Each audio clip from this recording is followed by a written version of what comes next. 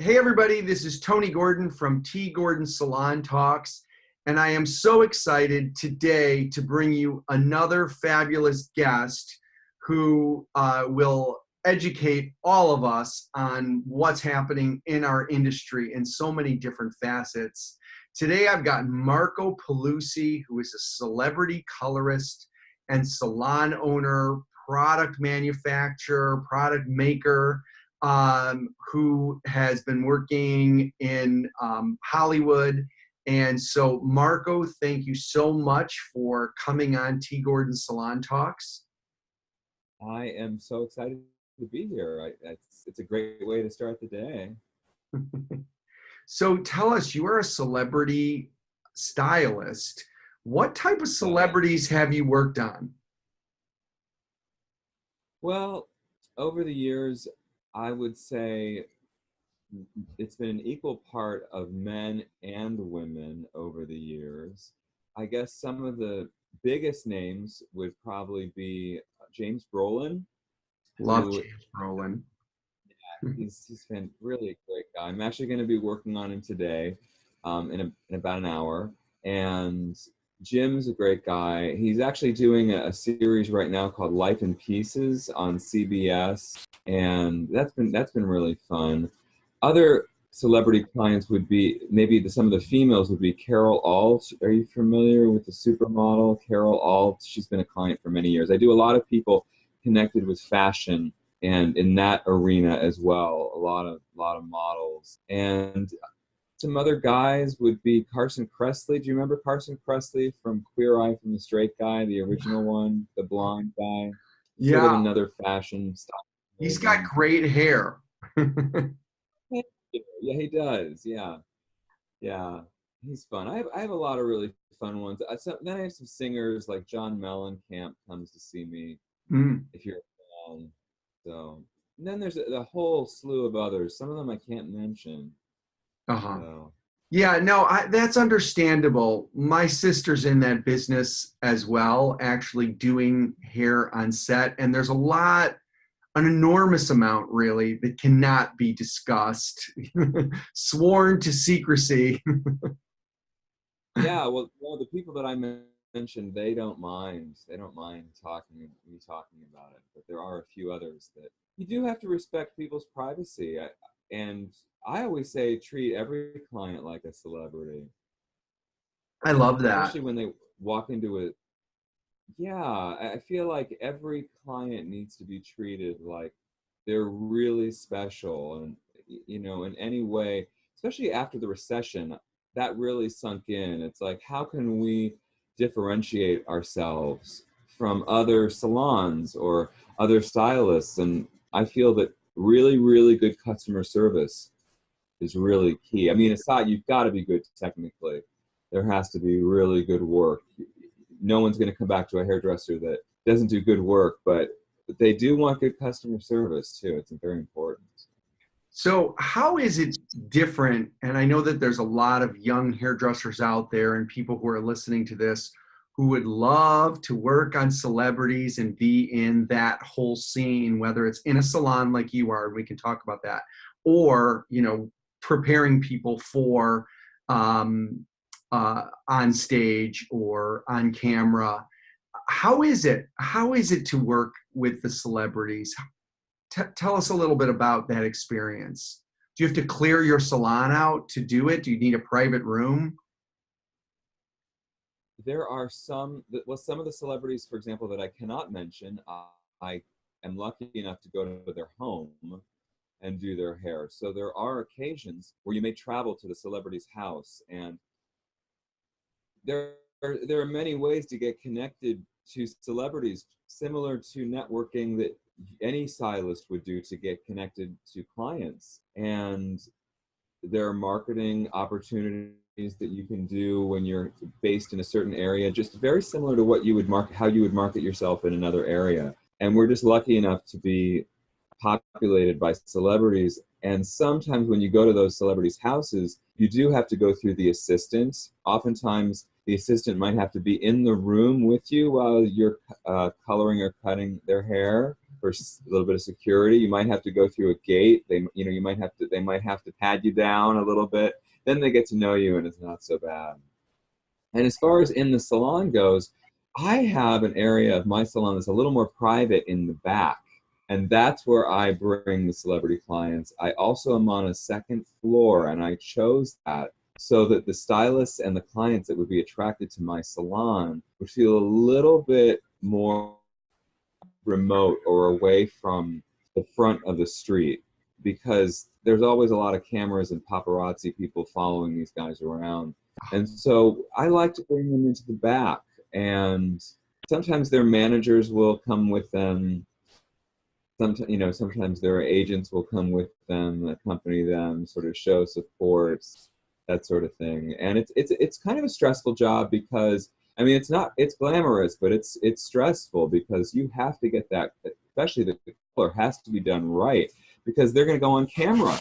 So there's the added stress. I think even more, it's difficult to do hair on a set too, because you have to get the hair placed just right. But when you're doing color on a celebrity client, it has to be done really well, because this camera is going to zoom in, and each little strand has to be done well. And if there's a mishap, then it has to be fixed.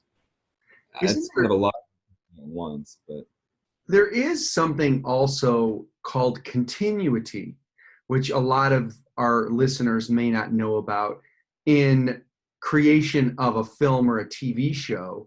You may film one scene on one day, and then the next day, if the hair color is completely different, and it literally looks like the same day in regard to the story, but but they were really filmed on different days. And in the meantime, the celebrity got their hair done. Yes, and that's another form of pressure, really, for the stylist, is to get that hair looking similar. You really can't make big changes. You may even want to sometimes I'll snap a photo of what I did to make sure that it matches, because they may even need to go back and do scenes later, even at a later date, where you have to look somewhat similar. So true. That is really challenging. You really have to deliver. You really got to be on top of your game. Yeah, but it's exciting and really challenging, and a cool reason to be in Hollywood. Is that the original reason why you went there and you set your salon up the way you did? That's a really good question. I think if you follow your heart, and I think if you sort of let life happen to you while you're working hard, you have to work hard, you have to have a goal, but I think then other things will fall into place. And then if you can listen to those things, like, for example, I knew I either wanted to be in New York or LA. I don't know why. I wanted to be connected somehow to the entertainment industry. I did. And when I came to LA originally, I was lucky enough to have my dad bring me here. I fell in love with the weather too. I'm a warm weather person. So that's one of the reasons why I chose LA. Some people don't care. My family doesn't mind snow or flurrying. And I really like the warm weather. And then after a while, I've held a strong presence in the beauty industry. I really believe in our industry. I like to teach, and I taught on behalf of manufacturers. But then simultaneously, the first few years while I was doing that, I was building up some entertainment-based clientele just through friends and people that I had met and networking, and some of the connections I had through the hair industry. And then eventually I thought, gee, I really do need to find a space where I can work on these people. And yes, that was a big part of why I chose the location. You've got to come out and hang out with your sister, and whenever you get an opportunity. It would be great to have you here in LA. I know you're so busy there. Well, we certainly are doing a lot here in Chicago, and we're used to the weather for sure. But I love to come to LA too, and so yeah, we'll come visit you. Maybe we'll do another taping in person. That would be really interesting. Come in and see your place. But I'm in Chicago. You are originally from Pennsylvania. Yes. I mean, I spent the first over 20 years of my life in Pennsylvania. And my family's still there. They have a chain of salons. They've been at it since 1965. So these guys have been at it a long time. And I'm really glad I had that upbringing in the industry.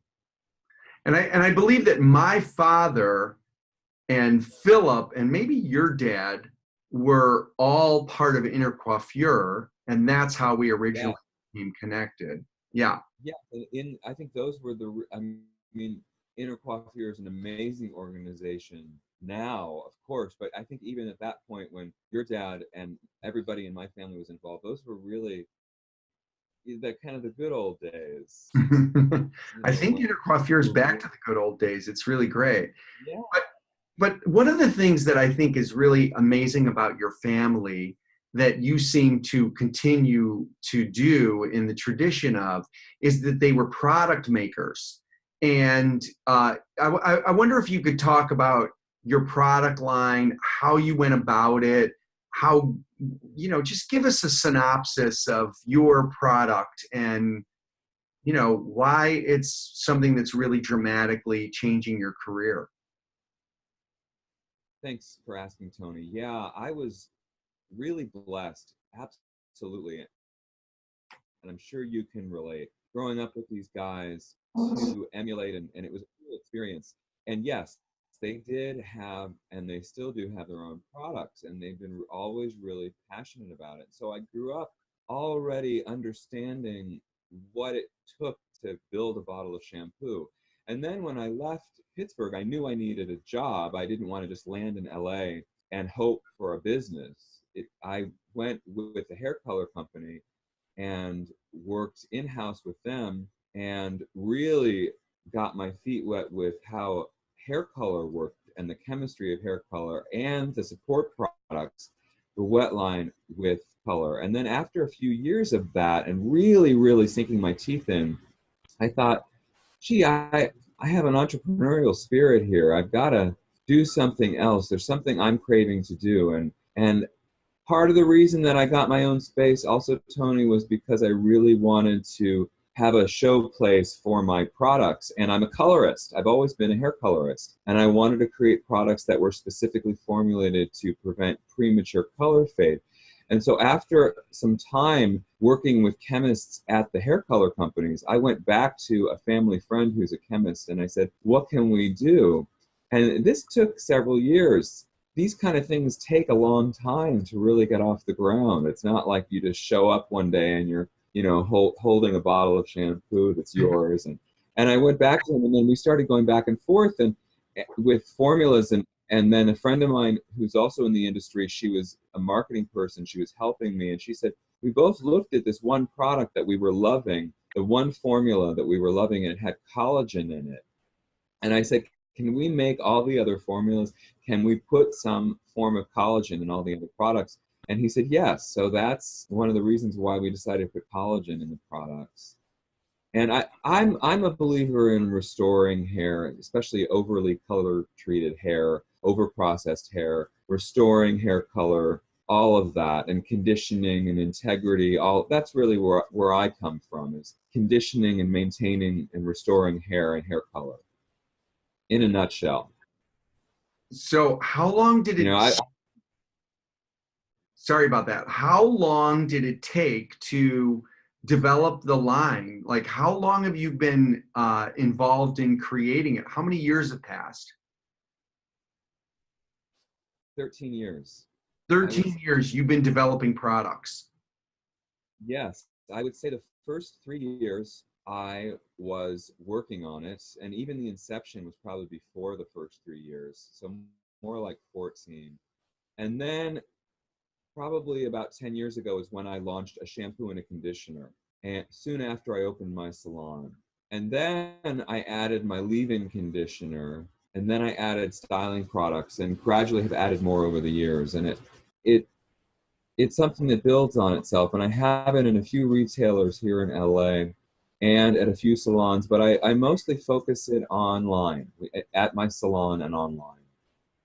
And I've done some TV appearances over the years, and we get some good ratings at some of the beauty blogs. There's one called Total Beauty that keeps putting us as in the top 12 list for leave-in conditioners. So that's really a blessing. And then people use the leave-in conditioner, and then they go and look online and they read about mine, or they use mine, and then they write a good review, and then it sort of snowballs. I think it's sort of the same thing when you're sitting in a salon doing hair. When your work speaks for itself. When the work is good, people come back, and or they refer other people, and that's kind of what happens with products, and also with product reviews online. It's sort of the same thing. If people write favorable reviews, others will follow. Just like a salon, just like services. No, it's kind of all the same. Yeah, so I know a lot of people have thought about, and there's a lot of discussion now about people creating their own product lines in the salons that they have. And it's not, I like your thoughts on it. It's a little bit more than simply one day you just show up with a line of products. You really have to develop this thing. And along with that, you're doing an entire education method. You're educating people all across the industry. So talk to us about some of the classes that you offer. It's really been exciting. I have not wanted to abandon my teaching. I really feel passionate about it. And for the last 10 years, I have been teaching independently at the International Beauty Show in New York and in Las Vegas. I've done some other ones in between, but those are the ones that I mainly focus on. I like getting an East Coast and a West Coast. I like to be able to get back to New York, and I love connecting with stylists. Yeah. And I am a colorist. So for me, I'm literally sharing what I do in the salon. I developed a signature highlighting and low lighting strategy, and it also works for off the scalp highlighting. So that is something that I have focused on a lot in my classes. And I also sometimes will pop up with a reds curriculum. I'm really passionate about doing red hair coloring, sometimes brunettes. In this coming year, I'm going to do some reds and some off the scalp highlighting at the next IBS show. And yeah, and then I get a chance to show people my products as well when I'm doing that. That's great. How many people do you normally get in a class? There can be a couple hundred in the classroom presentations, where it's one of those large rooms, and that's a demo. So that's where I'm up demonstrating and talking. And then we also will typically do a hands-on classroom, and there's usually about 50 people. And I have people that come with me. Oh, go ahead. Sorry. No, that's huge. That's big. It really is. It's work. It's a real deal. Yeah, I have a whole team of people that accompanies me now on this that I've developed over the years. Again, this isn't something that you just sort of show up and start teaching at the shows.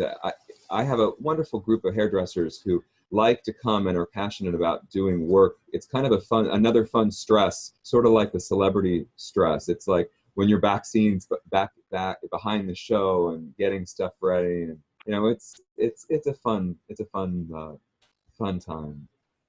Hey, so I've talked to a lot of people. You're in California. You have a salon in California. I've talked to a lot of hairdressers in our podcast, salon owners, about some of the challenges that they've had owning salons in California, because California has gone through so much upheaval in regard to the laws around how people get paid and everything else. What's your take on some of that, being that you're right in the middle of it?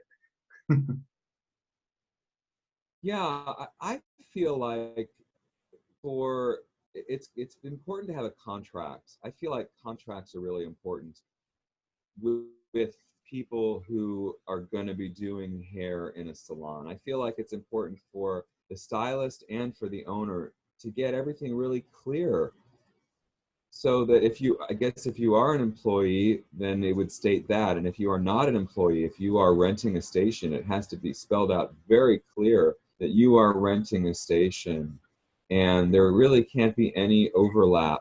The only overlap happens, it might be that they might buy some of my products to use or to sell to their client. But for the most part, when someone, and it's I believe 98% booth rental, something like that, when I in last checked. California. Yeah, it's a big deal. Booth renters are a big deal in California. And I think for me, it's like, if you want to be in business as a salon, you really have to be open to renting stations in this area. Yeah. It's a tricky thing for a hairstylist. Go ahead. No, I was just going to ask you if you would rather have a situation more like what you had in Pennsylvania or your family had there, what we have, greater diversity in the salon types. Would you rather something like that would occur in California? Yes, I would like to see that in California. I would like to see other types of salons happen here.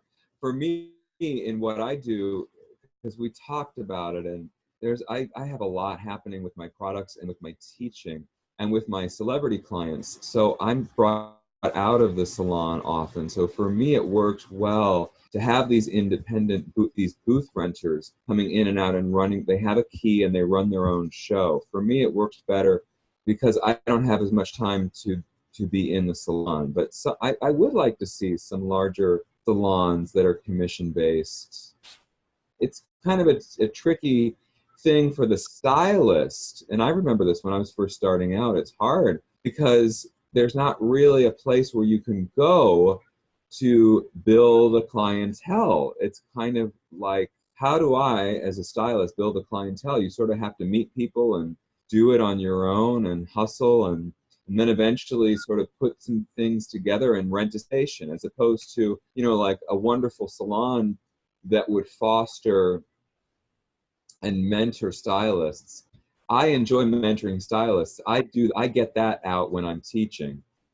So I get to experience that with that. But as far as being a salon owner in California, it's much different, especially in LA, because of the fact that every stylist wants to be a booth renter. So everyone's kind of running their own show. I hope that it sort of gives you some idea of what's happening out here. So. Yeah, it does actually, but it surprises me that there aren't people who also want to simply just be in a salon and not have to take their own money, not have to fold their own towels, that kind of thing. That I wonder how many people who would normally be a stylist are not stylists now because they weren't able to work through that time period of getting busy. I think you couldn't have said it better. I think it is so hard. I think it is really hard to be a renter and it's really difficult. Once you find it, your groove, it's good, but there's so many other things that have to be taken into account, like just getting an accountant, for example, because if you're renting a station, that's your business and you have to have an accountant and you have to be a business person. And as you said, it's quite challenging. And I think you're right. There aren't a lot of people that make it in this area, sadly. Now, I will say that we do offer part-time rental. So oftentimes someone may not be able to or be interested in renting full-time. So there are options for that. There's a million options to rent a chair part-time. Yeah, I find that in this area, or in my salons, we have 4 salons with 60 plus people, that there's a lot of people who just love the art of it. They really love the art of doing hair. They love the art of being able to create, and that's their main focus. And then there's other people also who just love doing their clients and then going home to their kids and their family, and then they come back the next day and do more hair. And they don't want to be bothered with any of that. They get a check every 2 weeks and they're really loving that lifestyle. And they do it for literally 20, 30 years, right in the same place. And it's great for them, and it allows them, there's some level of flexibility, we're not in an industry that's that flexible. You know, people need to get their hair done every month or every 6 weeks. So you better be there. And if you're not, then they find somebody else. But I think also what's great about our environment is that it also creates a team orientation. So if your stylist is on vacation, you can go to the other one and then go back to, you. So it really has a symbiosis, which is so different than even commission, but also different than booth rental for sure. But it really is fascinating how our industry is flowing. And sometimes I wonder how many young hairdressers we could keep in our game, that would keep in our industry, that would make it, rather than go off and become baristas or something. Yeah, I miss that sometimes, that sense of family. I try to create it in other areas, mostly when I'm teaching. Exactly. Yeah, I miss that at times. Absolutely. It's it's a little fragmented, or maybe quite fragmented, the way things are set up in this area. Kind of have to accept it and kind of work with it, work around it. So For if you, example, when I teach, yes, no, go ahead. Sorry. I say when I teach, for example, if, for example, a salon chain were to hire me to come and teach hair color, that doesn't really happen in Southern California. I would go to another area, for example, Texas. I've been brought out to Texas a few times, and it's wonderful to be able to. There's a spirit, and so I know what you're saying. That model doesn't really exist right here. Yeah. And I think it's been imposed by the political environment that's going on there. But speaking of politics, if you could get your hair if you can get your hands on, let's say, on somebody in the White House, who would you want to color there? Who would you change? What would you do? Would it be Melania, Donald? Who would you want to change their hair? And what would you I do? think I think Melania looks great, so I don't think Yes. there's much to do with her. But I do think that obviously Mr. Trump can use some help with his hair. I actually have known people that have, in the past, when he was in entertainment, that have worked with him, and I would love to tone down the brassiness in his hair color. I would love to make it more of a bit. That's the one thing I would like to do. Make it more of a. If he wants to stay blonde, we could make it more of a beige, kind of more of a wheat color, rather than kind of a yellow orange. And it wouldn't even take that much. We could look at the haircut too. It's obviously long and kind of disheveled and out of shape. But I think the first thing that needs to be done, that needs to be addressed, is that it needs to be more beige, needs to be more wheat, rather than yellow. You would tone him down. Melania looks definitely. Throw a toner on it today. Let's do it. Yeah. But Maybe Melania looks good. you could like submerge him in a toner. Yeah, or at least maybe we could send in some violet shampoo, you know. I love it. Yeah, Melania's hair is excellent in my Yeah, opinion. she's a beautiful woman. I mean, her hair is beautiful. It's a rich brunette. So there's not much to do really, other than maybe if she wanted to add a little bit of a spice it up a little bit with a few highlights, the last few inches, to kind of make it a little bit different. That Mhm, could be fun. mhm.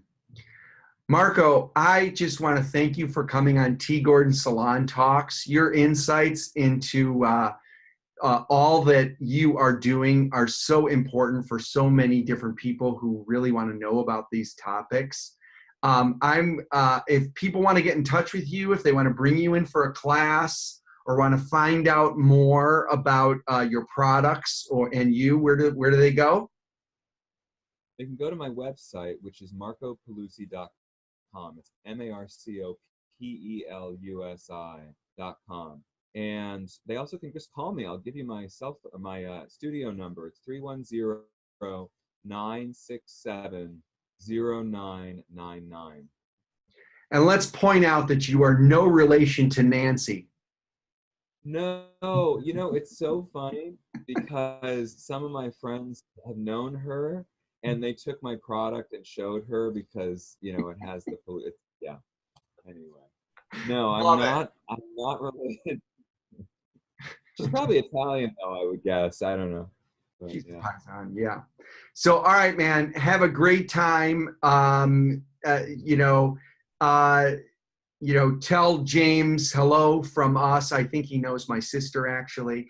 And you have a great day. Thank you so much.